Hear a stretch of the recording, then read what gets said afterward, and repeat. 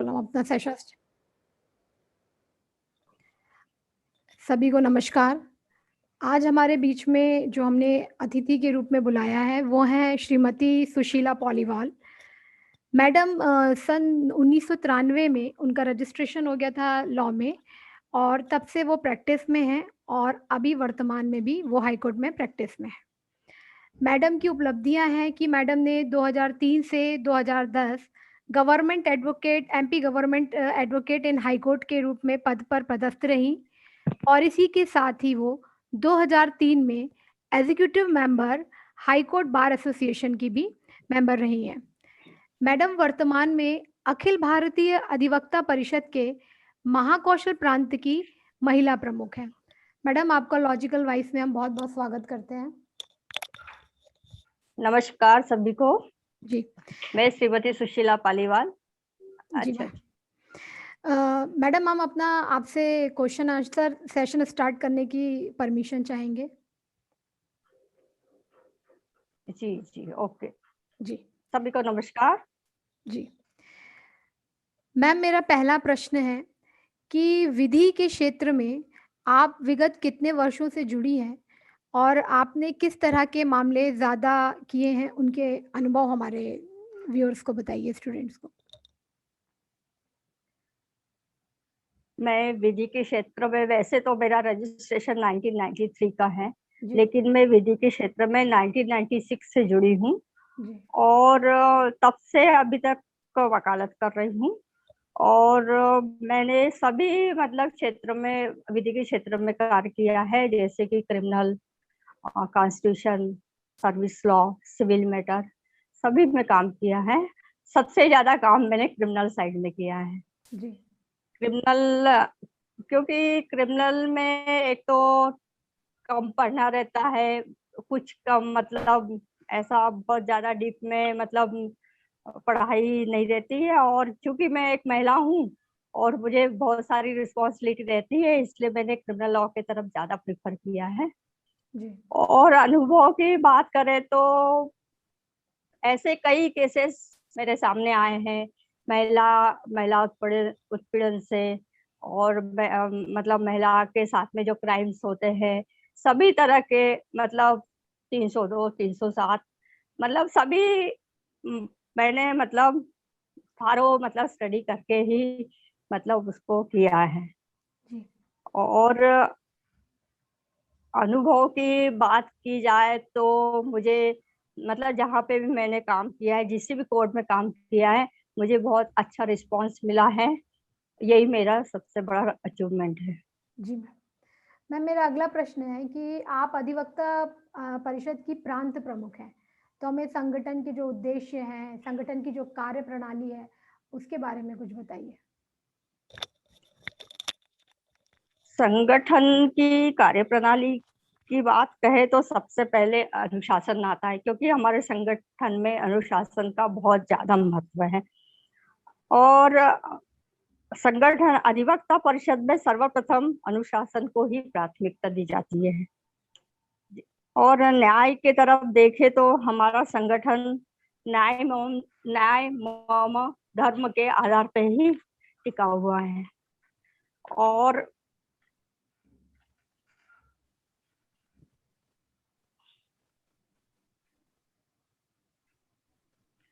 और इस क्षेत्र की बात करें तो ये जो क्षेत्र में हमने जो शुरुआत की है, वो मात्र उस समय जब इस संगठन की शुरुआत हुई तो उस समय 5 या 6 लोग ही संगठन में थे। जी और आज का समय देखें जी तो ये संगठन ने इतना विस्तार किया है कि आज हजारों की तादाद में हमारे संगठन से लोग जुड़े हुए, उसमें महिला, बुजुर्ग और सभी मतलब सभी तरह के लोग जुड़े हुए हैं। और अधिवक्ता परिषद में जो अधिवक्ता हैं हमारे, जो मतलब वो सभी सभी क्षेत्र के लोग जुड़े हुए हैं इसमें। और हमारा जो संगठन संगठन के साथ हमारा जो कार्य है, वो जी संगठन को बनाना है, जिसमें संगठन के साथ जुड़ना, सबके साथ मिलना जुलना, उनकी समस्याओं का समाधान करना। और हमारे संगठन का कार्य जो है, इसमें 5 5 प्रकार के आयाम होते हैं जिससे हमारे संगठन चलता है। जी। एक सबसे पहला है स्टडी सर्कल, जी। दूसरा है न्याय केंद्र, तीसरा है न्याय प्रवाह, चौथा है पीआईएल से हम मतलब पीआईएल भी कर सकते हैं, और एक है जूरिस्प्रूडेंस। स्टडी सर्कल की बात करें तो हम लोग स्टडी सर्कल में किसी वरिष्ठ अधिवक्ता को बुला के किसी एक ऐसे विषय पे सेमिनार करवाते हैं, और जैसे कि जजेस या वरिष्ठ अधिवक्ता, और उनका जो लाभ मिलता है बाकी स्टूडेंट्स को, और कनिष्ठ जो जूनियर एडवोकेट्स है उनको जो लाभ मिलता है। दूसरा दूसरा ये है कि दूसरा हमारा जो है आयाम जो है न्याय केंद्र। न्याय केंद्र में भी जो हमारी हर सप्ताह में न्याय केंद्र की हमारी जो मीटिंगें होती है, उसमें बहुत सारे इशू होते हैं जो सप्ताह भर में या महीने भर में 2 महीने में हमारी जब भी मीटिंग होती है, तो उन इश्यू को हम किसी वरिष्ठ अधिवक्ता के साथ या सीनियर के साथ में हम वो सब मतलब जो भी परेशानियां हैं उसको सॉल्व करवाते हैं। तीसरा है न्याय प्रवाह। न्याय प्रवाह में हम जो हैं, जो हमारे जो सेमिनार्स होते हैं या हमारे जो भी प्रोग्राम होते हैं, वो हमारे न्याय प्रवाह में आर्टिकल्स जो है, अच्छे आर्टिकल्स जो हैं वो छपवाते हैं। सेमिनार्स में जो भी अच्छी चीजें होती है, जो मतलब जो अच्छा विषय होता है उसके बारे में हम लोग वो न्याय, और हमारी ये त्रैमासिक न्याय न्याय प्रवाह चलता है। इसमें मेंबरशिप का भी प्रोविजन है जो लोग मतलब। और हमारा चौथा है पीआईएल। पीआईएल में हम जो है, जैसे कोई ऐसा इशू आता है पब्लिकली जो इशू आता है, जैसे जी। पब्लिक लिटिगेशन होता है पीआईएल, तो पब्लिक लिटिगेशन से जो भी मतलब समस्याएं आती हैं हमारे सामने, वो हम उसको कोर्ट के सामने डाल सकते हैं उससे। और जूरिस्प्रूडेंस को बोले तो हम मतलब जो हमारे इंटरनेशनल लेवल पे जो प्रोग्राम्स होते हैं या जो लॉ बनते हैं, वो उसके थ्रू हम अपने भी यहाँ पे उसको लेके हम मतलब अपने इंडिया में भी जो इंटरनेशनल लेवल पे जो भी इश्यूज होते हैं या जो लॉ बनते हैं, उसको हम अपने यहाँ उस जूरिस्प्रूडेंस के आधार से उसका समाधान करते हैं।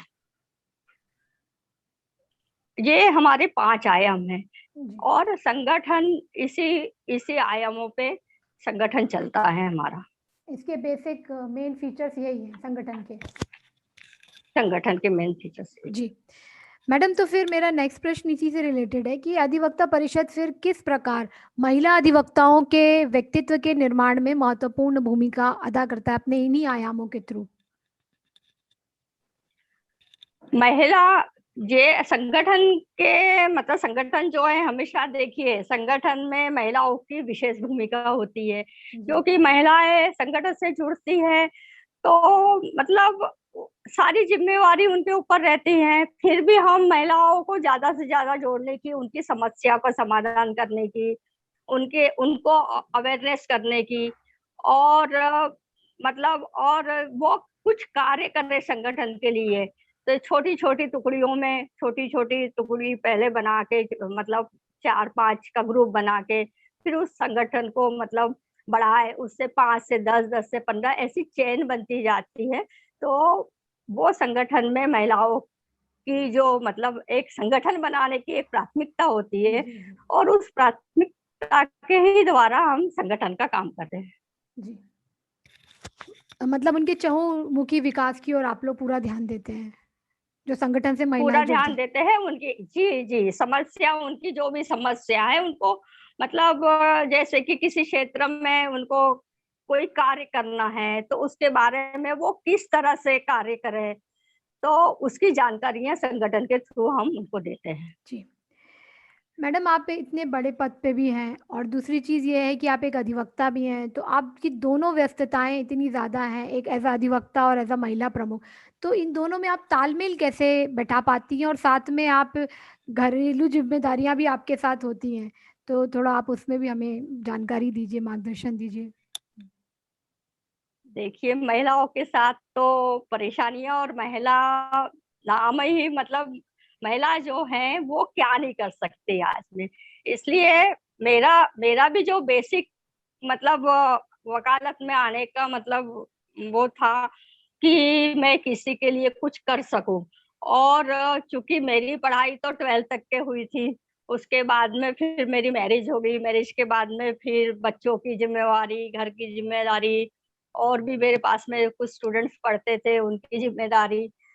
तो उस जिम्मेदारियों की के साथ मुझे थोड़ी परेशानियां तो हुई, लेकिन क्या है कि मुझे मेरे मतलब मेरे इस कार्य में और संगठन में जुड़ने के लिए, और मुझे इस वकालत की मतलब अ, विधि कार्य में आने के लिए मेरे हस्बैंड की बहुत बड़ी भूमिका है। उनने मुझे बहुत सपोर्ट किया और उन्हें यहाँ तक लाया, और अभी भी मैं उन्हीं के गाइडेंस में काम करती हूँ, और मुझे उनका बहुत सपोर्ट रहा है। परेशानियां तो खैर हुई है, लेकिन मैं डटकर उससे मुकाबला करती रही, और मैं इस स्टेज पे अभी हूँ। जी। तो मैडम कभी ऐसी कभी ऐसी आपको इस दोनों तरह की भूमिका निभाते समय कभी ऐसी भूमिका हुई कि एज़ अ अधिवक्ता आपको और एक एज़ अ अधिवक्ता महिला प्रमुख आपको एकदम से कोई अर्जेंट काम ही आ गया, दोनों समय एक साथ हुए हैं? तो कैसे आपने कभी ऐसा कोई याद है आपको कोई इंसिडेंट ऐसा? ऐसा इंसिडेंट तो मुझे याद नहीं है, फिर भी मतलब कभी कोई परेशानी आती है तो फिर क्या है, मुझे प्राथमिकता तो वकालत से ज्यादा मैंने परिवार को दी है, क्योंकि परिवार है तो वकालत है, परिवार नहीं है तो वकालत क्या करेंगे, है ना। तो जी, इस प्रोफेशन में मैंने ज्यादा महत्व परिवार को दिया है। जी। बहुत अच्छी बात है मैम। मैम अब मेरा अगला क्वेश्चन है कि जैसे वकालत के क्षेत्र में महिलाएं इस अधिवक्ता परिषद संगठन से जुड़ना चाहती हैं, तो उसकी प्रोसेस क्या है, प्रक्रिया क्या है, वो किस प्रकार इस संगठन से जुड़ सकती हैं? अब महिलाओं को, महिला अधिवक्ताओं को संगठन संगठन से यदि जुड़ना है तो उनकी खुद की इच्छा के ऊपर निर्भर करता है कि हमें काम कैसा काम करना चाहिए कि नहीं करना चाहिए। और यदि वो जुड़ना चाहती है तो पहले मतलब जो भी सीनियर्स है उस संगठन से जुड़े हुए हैं उनसे चर्चा करें, उनसे संगठन के बारे में जानकारी ले। जानकारी लेने के बाद में वो भी अपने तरफ से कुछ लोगों को जोड़े, उसकी 4-4 5-5 का एक ग्रुप बनाए, ग्रुप में मीटिंग्स ले, ग्रुप में चर्चा करे संगठन के बारे में, जो भी उन्हें जानकारी मतलब है उस बारे में। और फिर जैसे कार्य करना है संगठन संगठन में, तो सबसे पहले तो उनको बिना गाइडेंस के तो वो कर नहीं सकती है, क्योंकि गाइडेंस लेना सीनियर से बहुत बहुत जरूरी है। जरूरी। यस तो मैम। जो भी मतलब हमारे हमारे जो सेमिनार्स होते हैं, जैसे वर्चुअल मीटिंग होती है, तो उनमें वो पार्टिसिपेट करे। उसमें क्या क्या कहा जाता है, क्या बोला जाता है, संगठन के बारे में क्या बताया जाता है। कई बार संगठन के बारे में सबसे पहली चर्चा संगठन के ही बारे में होती है मीटिंग में। तो संगठन के बारे में जुड़ने के लिए वो मतलब जो भी मीटिंग होती है उसको वो अटेंड करे पहले, और उसके बाद में जुड़ने के बाद में फिर जो संगठनकार आपको देता है या प्राथमिकता देता है उस पर आप अमल करें। अच्छा, इसमें कुछ सदस्यता संबंधी भी कुछ प्रावधान होते हैं क्या मैडम संगठन में? जैसे आप संगठन में सदस्य संबंधी कोई वो प्रावधान नहीं होते एक्चुअली। एक हमारा जो संगठन से जैसे जुड़ने से जुड़ जाते हैं, उसके बाद में फिर कुछ दिनों बाद में आपको जैसे एक हमारा वो न्याय प्रवाह रहता है, वो एक्चुअली वो सदस्य ही रहती है। तो जी, न्याय प्रवाह जो आप यदि वो मासिक लेते हैं तो उसमें ऑटोमेटिकली आप सदस्य बन जाते हैं, जी। तो वो संगठन से आप जुड़ जाते हैं। मतलब आप उस पत्रिका का सब्सक्रिप्शन लेने लगते हैं तो आप अधिवक्ता परिषद हाँ, के संगठन से, हाँ। सदस्य और बन जाएंगे। नहीं भी ले तब भी आप सदस्य बन सकते हैं। जी, उसमें कोई ऐसी प्रॉब्लम नहीं है कि अनिवार्य नहीं है वो न्याय प्रभाव मतलब वो पत्रिका लेना। जी, जी। ऐसे भी आप बन सकते हैं। यदि आप संगठन का अच्छा काम करेंगे तो आपका ऑटोमेटिकली सदस्य ही कहलाएगी वो तो। जी, जी। एक मैम मेरा अगला प्रश्न है कि ये जो संगठन है अधिवक्ता परिषद महिलाओं के अधिकारों के लिए बहुत सजग है, तो क्या भूमिका ये समय समय पर रोल प्ले करता है समाज के लिए? अधिवक्ता परिषद समाज के लिए जो रोल प्ले है, वैसे तो हमारी जो मतलब जो भी ऐसी समस्या आती है महिलाओं के प्रति, तो उसमें हमारा एक सेंट्रल समुदाय है। उनके पास में यदि हम अपना प्रॉब्लम मतलब जहाँ की किसी भी स्टेट का हो, चाहे किसी भी ग्राम ग्राम का हो, तो आप जिला स्तर पे मतलब उसको मतलब करवा सकते हैं। जैसे पिटीशन लगा सकते हैं या उसकी जानकारी ले सकते हैं। और यदि बड़ी स्टेज पे है, मतलब स्टेट स्टेट किसी स्टेट का है, तो आप सुप्रीम कोर्ट जा सकते हैं। तो हमारे सेंट्रल से जो एडवाइस होता है उसी के थ्रू हम वर्क करते हैं।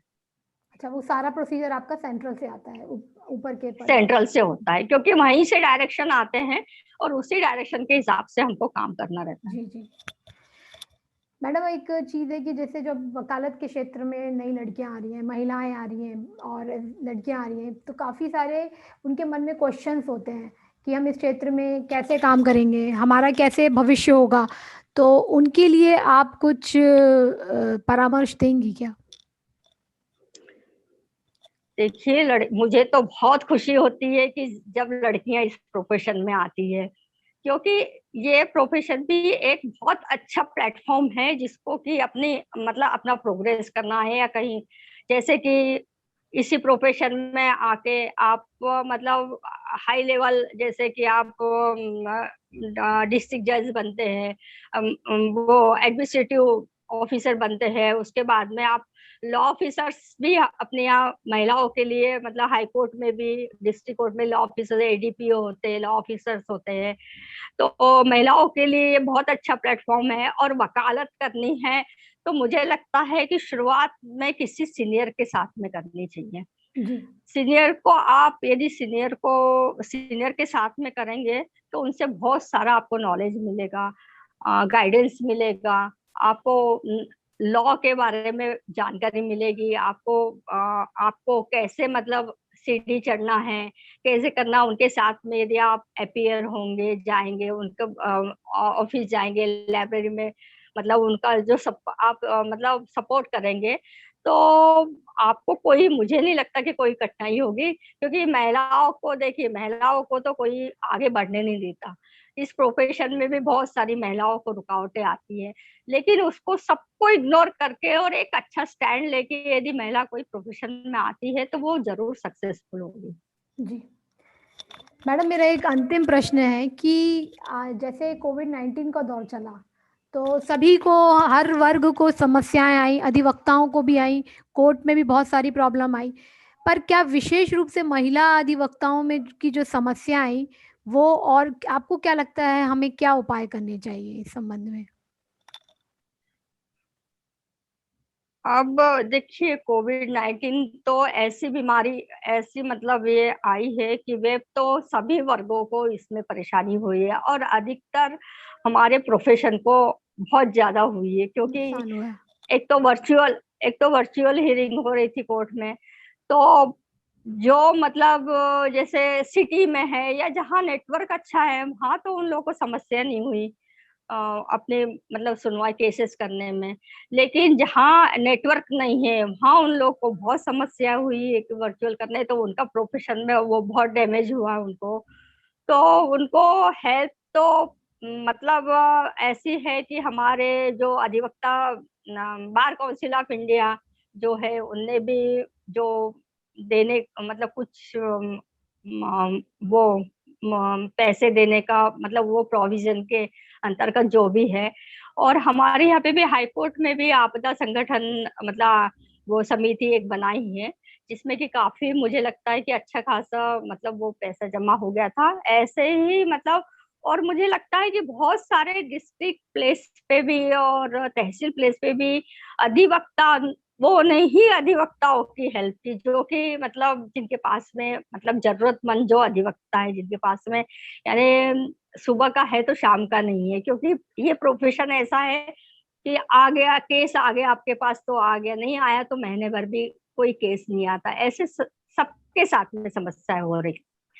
तो मुझे लगता है कि संगठन को भी इसमें सामने आना चाहिए, इस परेशानी में हेल्प हेल्प करने के लिए।